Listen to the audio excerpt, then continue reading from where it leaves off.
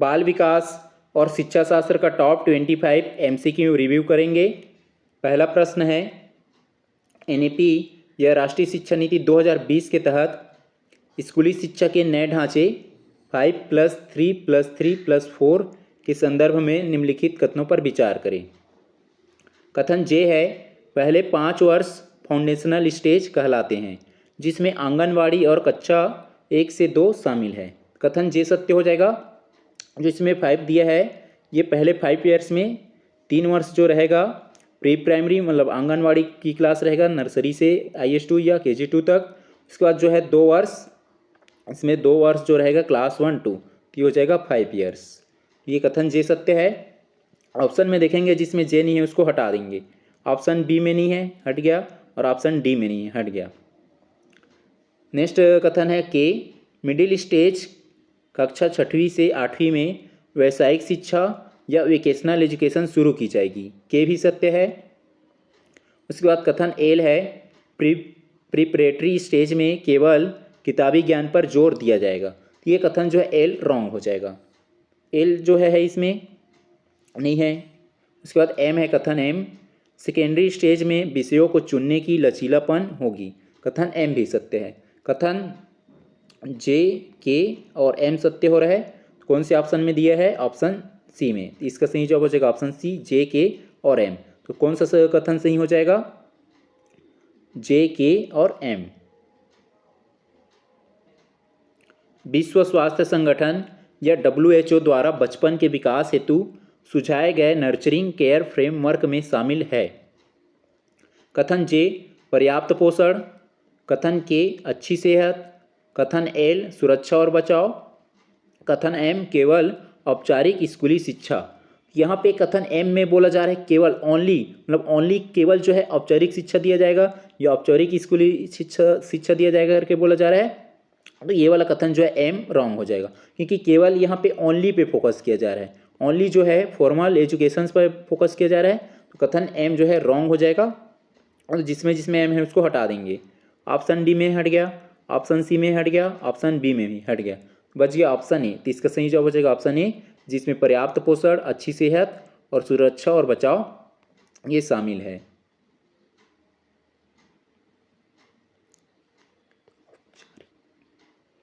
प्रश्न है, बाल अधिकारों पर संयुक्त राष्ट्र सम्मेलन के मुख्य स्तंभों के बारे में कौन से कथन सही हैं? कथन जे है, उत्तरजीविता का अधिकार, राइट टू सर्वाइवल। कथन के है, विकास का अधिकार, राइट टू डेवलपमेंट। कथन एल है, संरक्षण का अधिकार, राइट टू प्रोटेक्शंस। उसके बाद कथन एम है, केवल वयस्कों की राय मानने का अधिकार। अब इसमें केवल दिया गया है और केवल वयस्कों की राय मानने का अधिकार बोला गया है। कथन एम को हम लोग हटा देंगे, ये कट जाएगा। जिसमें जिस ऑप्शन में कथन एम है उसको हटा देंगे। बी में है, डी में है, हट गया। अब बच गए ये तीनों जो आ जाएगा, जे, के, एल सत्य हो जाएगा, क्योंकि ये क्या बात करता है? राइट टू सर्वाइवल का, राइट टू डेवलपमेंट का, राइट टू प्रोटेक्शंस का। तो इसका सही जवाब हो जाएगा ऑप्शन सी, जिसमें जे, के और एल सत्य हो जाएगा। तो इसका सही जवाब हो जाएगा ऑप्शन सी। प्रश्न है, भारत में बाल अधिकारों से संबंधित अधिनियमों को लागू होने के वर्ष के अनुसार सही क्रम में पहले से बाद में लगाइए। इसको अरेंज करना है क्रम में कि कौन सा जो अधिनियम है ये एक्ट पहले आया उसके बाद कौन आया उसको। सबसे पहले के दिया है बाल श्रम अधिनियम या चाइल्ड लेबर एक्ट। तो ये कब आया था? 1986 में आया था। उसके बाद है निःशुल्क और अनिवार्य बाल शिक्षा का अधिकार या राइट टू एजुकेशन एक्ट। ये कब आया था? 2009 में। तो हो जाएगा 2009। उसके बाद एम है, कथन एम, यौन अपराधों से बच्चों का संरक्षण या पोक्सो एक्ट। ये कब आया? 2012 में। उसके बाद है किशोर न्याय अधिनियम। किशोर न्याय अधिनियम कब आया था? ये सन 2000 में। तो हो जाएगा सन 2000 में। उसके बाद है बाल विवाह प्रतिषेध अधिनियम या एक्ट। ये कब आया था? 2006 में। तो हो जाएगा 2006। अब इसको अरेंज कर लेंगे पहले से बाद में। तो सबसे पहले क्या हो जाएगा? ये 1986 वाला हो जाएगा, मतलब के। सबसे पहले के 1986 के बाद क्या दिया इसमें? 2000। तो 2000 वाला मतलब एन, ये हो जाएगा एन। 2000 के बाद क्या है इसमें? 2006 मतलब ओ। 2006 के बाद क्या आ जाएगा 2009 वाला, मतलब एल हो जाएगा। उसके बाद जो है 2009 के बाद जो है 2012 मतलब M. K M, K N O L M, K N O L M option A में दिया है। के के बाद एन, एन के बाद ओ के बाद एल, उसके बाद एम। तो इसका सही जवाब हो जाएगा ऑप्शन ए।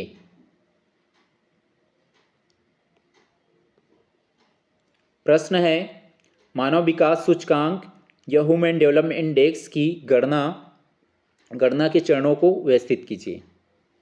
इसको अरेंज करना है कि सबसे पहले जो है जो ह्यूमन डेवलपमेंट इंडेक्स है इसकी गणना किस तरीके से करते हैं, सबसे पहले क्या होता है, उसके बाद क्या होता है, उसको अरेंज करना है। इसमें सबसे पहले क्या होता है, क्या करेंगे, डाटा को कलेक्ट करेंगे। ये हो जाएगा एल। डाटा मतलब जो है स्वास्थ्य हो गया, शिक्षा हो गया और आय के आंकड़े एकत्र करना। जो डाटा है उसको एकत्र करेंगे, कलेक्ट करेंगे, कलेक्शंस हो जाएगा एल। कलेक्शन करने के बाद क्या करेंगे, न्यूनतम और अधिकतम मान निर्धारित करेंगे। इसका जो मिनिमम और जो मैक्सिमम जो वैल्यू है उसको डिटरमाइंस करेंगे, निर्धारित करेंगे, तो हो जाएगा एन।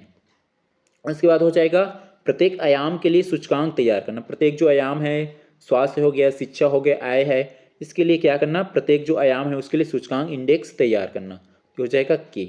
इंडेक्स तैयार करने के बाद क्या करेंगे, लास्ट में तीनों सूचकांकों का मतलब जो हो गया स्वास्थ्य से रिलेटेड, शिक्षा से रिलेटेड और आय से रिलेटेड, ये तीनों सूचकांकों का ज्यामितीय माध्य निकालना। ज्यामितीय माध्य मतलब उसका मीन निकाल लेंगे, ज्योमेट्रिक मीन। ये हो जाएगा एम। सबसे पहले एल एम के एम। तो एल किस में स्टार्ट हो रहा है, बी में नहीं है, डी में भी नहीं है। एल के बाद एन, एल के बाद एन किस में स्टार्ट हो रहा है, ए में। सी में नहीं है, सी भी हट गया। तो इसका सही जवाब हो जाएगा ऑप्शन ए, एल एन के एम।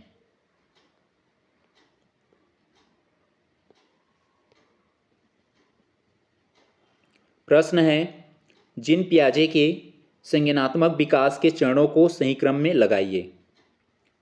इसमें सबसे पहले जो आता है क्रम, इसके जो संज्ञानात्मक विकास के जो क्रम है, इसमें आता है सबसे पहले जो संवेदी पेशी अवस्था।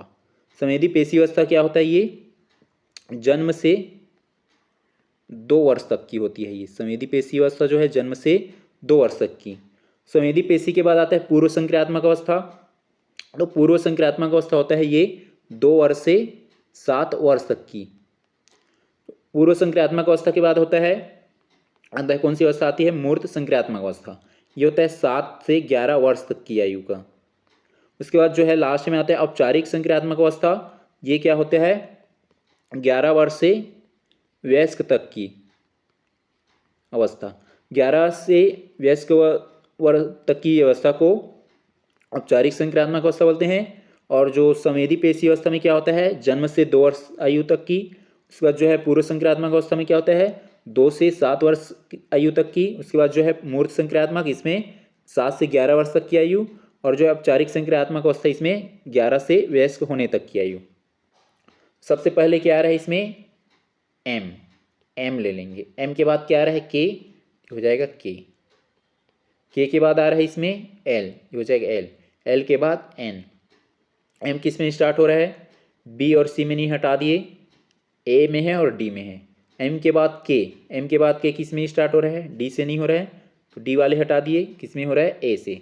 इसका सही जवाब हो जाएगा ऑप्शन ए, एम के एल एन।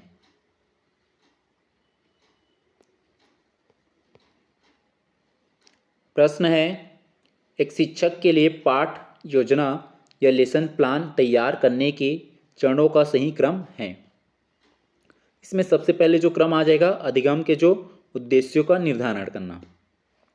के उद्देश्यों के निर्धारण करने के बाद जो है दूसरा क्रम आएगा पूर्व ज्ञान का परीक्षण करना। उसके पास जो पूर्व ज्ञान रहेगा उसका परीक्षण एग्जामिन करेगा, तो हो जाएगा एल।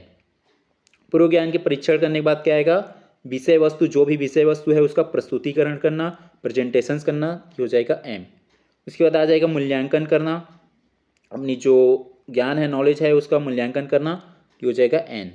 मूल्यांकन करने के बाद आ जाएगा गृह कार्य, होमवर्क, हो जाएगा ओ।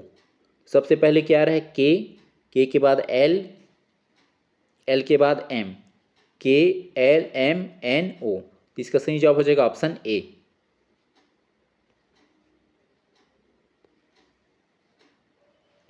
प्रश्न है कथन एनईपी या राष्ट्रीय शिक्षा नीति 2020 मातृभाषा में शिक्षा देने पर जोर देती है। कथन सत्य है। कारण दिया है, बच्चे अपनी मातृभाषा में अवधारणाओं को या कंसेप्ट को अधिक तेजी से और बेहतर तरीके से समझते हैं। कारण भी सत्य है।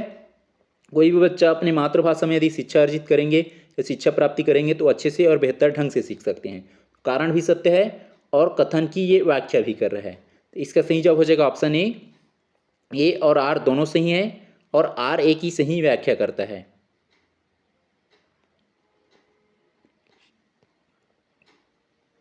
कथन है, यूनिसेफ के अनुसार प्रारंभिक बाल्यावस्था देखभाल निवेश पर उच्चतम रिटर्न देती है।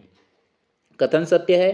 कारण इसमें दिया गया है, मस्तिष्क का 85% से अधिक विकास 6 वर्ष की आयु से पहले हो जाता है। कारण भी सत्य है कि जो बच्चे हैं उसकी जो है 6 वर्ष की आयु तक जो है, ये 6 वर्ष की आयु से पहले उसकी माइंड का या मस्तिष्क का जो है 85% से अधिक भाग जो है, ये 85% से अधिक वो विकास हो जाता है, डेवलप हो जाता है। कारण भी सत्य है और कारण जो है कथन की व्याख्या भी कर रहा है। इसका सही जवाब हो जाएगा ऑप्शन ए और आर दोनों सही हैं। कथन और कारण दोनों सही है और कारण जो है कथन की व्याख्या करता है। उच्च एचडीआई वाले देशों में बाल मृत्यु दर आमतौर पर कम होती है। कथन सत्य है। कारण दिया गया है, स्वास्थ्य संकेतों का एचडीआई स्कोर पर कोई प्रभाव नहीं पड़ता है।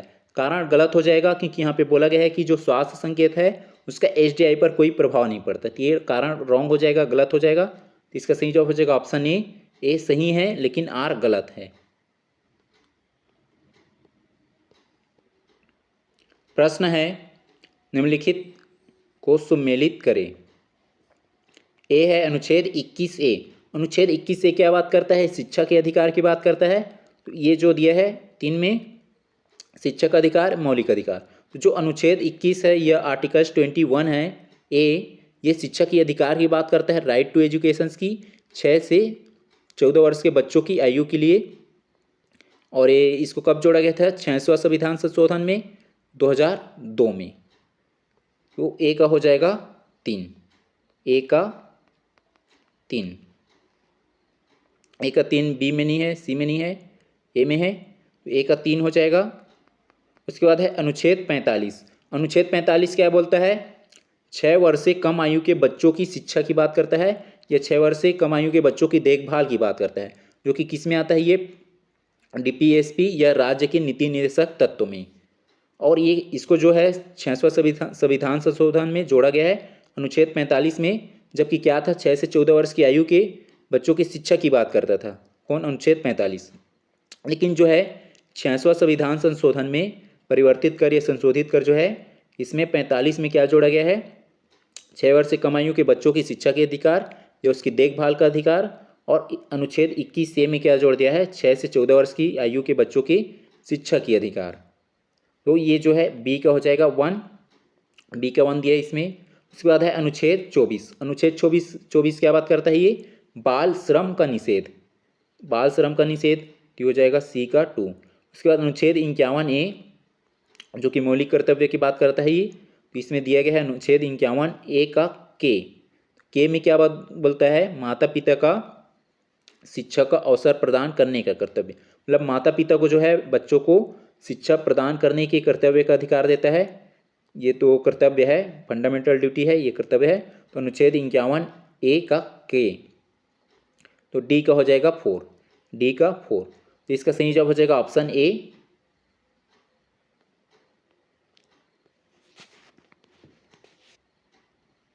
प्रश्न है, संस्था और उसके मुख्यालय या क्षेत्र को सम्मिलित करें।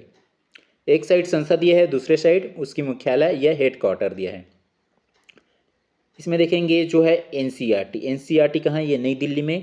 तो डी का हो जाएगा 3, डी का 3 किस में दिया है? बी में है, बाकी में नहीं है, ये कट गया। तो ऑप्शन इसका सही जवाब हो जाएगा ऑप्शन बी। इसमें एनसीईआरटी कहाँ पे है? नई दिल्ली में। और जो यूनिसेफ और जो है यूएनडीपी, यूनिसेफ और यूएनडीपी दोनों का जो है मुख्यालय जो है न्यूयॉर्क में है। तो यहाँ पे देखेंगे ऑप्शन के अकॉर्डिंग। और जो डब्ल्यूएचओ का मुख्यालय कहाँ पे है? ये जिनेवा में। बी का 1 इसमें दिया है। यूनिसेफ का जो है ये 2 मतलब न्यूयॉर्क हो गया, और जो UNDP का भी न्यूयॉर्क हो जाएगा, तो ये हो जाएगा सी का 4। सी का 4 दिया है इसमें, ऑप्शन बी में सी का 4, और ए का 2 यूनिसेफ का न्यूयॉर्क मतलब ये 2 वाला ले लिया, और फिर जो है WHO इसका मुख्यालय कहाँ पे, जिनेवा में, बी का हो जाएगा 1, और सी का 4 मतलब UNDP इसका भी मुख्यालय कहाँ पे है, न्यूयॉर्क में, तो डी सी का हो जाएगा 4, और इसके बाद डी NCERT का मुख्यालय कहाँ पे, नई दिल्ली में, तो डी का हो जाएगा 3।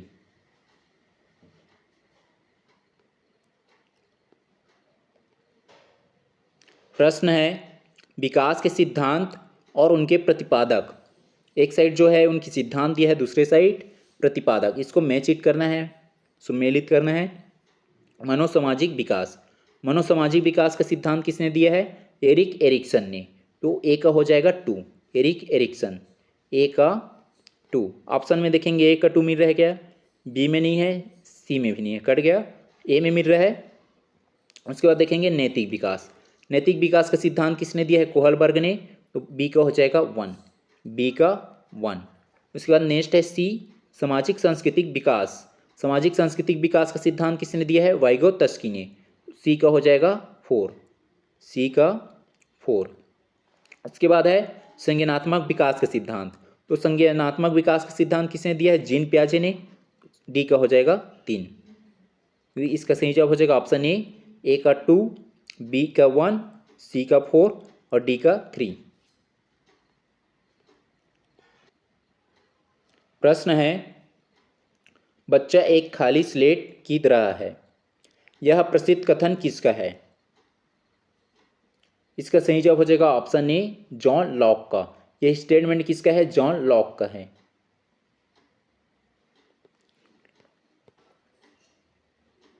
प्रश्न है मानव विकास सूचकांक या HDI के 3 मुख्य आयाम क्या है। इसका सही जवाब हो जाएगा ऑप्शन ए, स्वास्थ्य, शिक्षा और जीवन स्तर। प्रश्न है वाइगोत्स्की के अनुसार समीपस्थ विकास का क्षेत्र क्या है। इसका सही जवाब हो जाएगा ऑप्शन बी, बच्चे द्वारा स्वतंत्र रूप से किए जा सकने वाले और सहायता के साथ किए जा सकने वाले कार्यों के बीच का अंतर होता है ये, तो इसका सही जवाब हो जाएगा ऑप्शन डी। प्रश्न है शिक्षा मनोविज्ञान का जनक किसे माना जाता है। इसका सही जवाब हो जाएगा ऑप्शन ए, थॉर्नडाइक को। थॉर्नडाइक को शिक्षा मनोविज्ञान का जनक माना जाता है, तो इसका सही जवाब हो जाएगा ऑप्शन ए। प्रश्न है विकास बहुआयामी और लचीला होता है, यह अवधारणा संबंधित है। इसका सही जवाब हो जाएगा ऑप्शन ए, जीवन पर्यंत विकास के परिप्रेक्ष्य से है। कोहलबर्ग के नैतिक विकास के स्तरों को सही क्रम में लगाइए। इसमें सबसे पहले आता है पूर्व रूढ़िगत, मतलब पूर्व परंपरागत या रूढ़िगत बोल सकते हैं, पूर्व परंपरागत अवस्था। उसके बाद आता है रूढ़िगत अवस्था, ये हो जाएगा, या परंपरागत अवस्था, ये हो गया एल के बाद एम, परंपरागत अवस्था या रूढ़िगत अवस्था। उसके बाद आ जाएगा उत्तर रूढ़िगत अवस्था के, या उत्तर परंपरागत अवस्था, तो हो जाएगा LM के किस में दिया है, ऑप्शन ए में, तो इसका सही जवाब हो जाएगा ऑप्शन ए।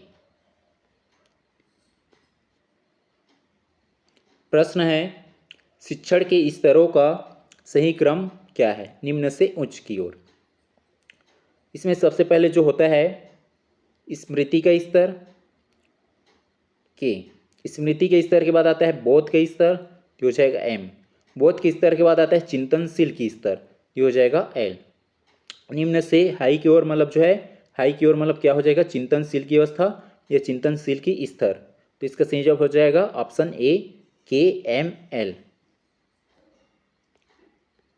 की कक्षा में एक बच्चा लगातार नियमों का उल्लंघन करता है, एक शिक्षक के रूप में आपकी पहली प्रतिक्रिया क्या होगी।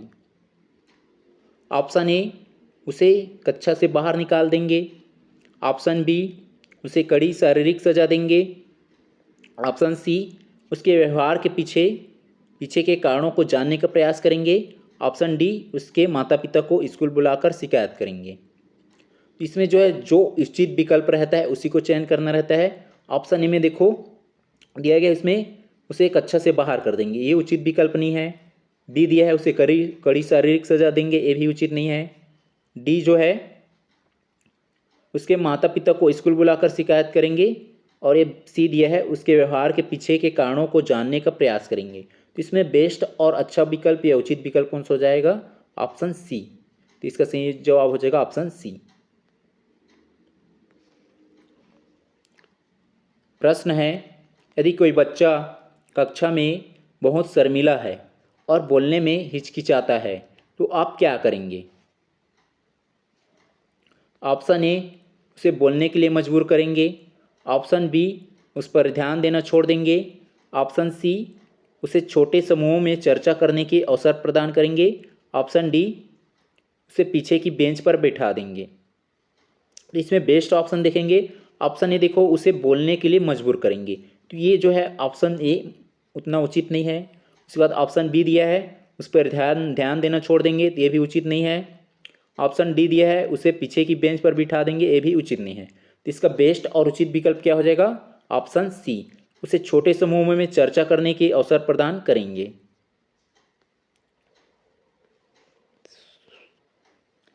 प्रश्न है, बेटी बचाओ बेटी पढ़ाओ योजना कब और कहां से शुरू की गई थी?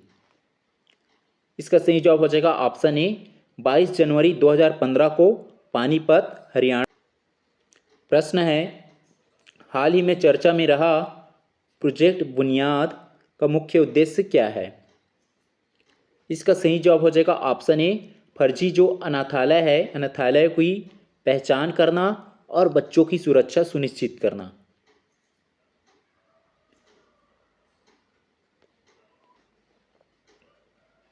प्रश्न है, एनईपी या नेशनल एजुकेशन पॉलिसी राष्ट्रीय शिक्षा नीति 2020 के तहत परख क्या है?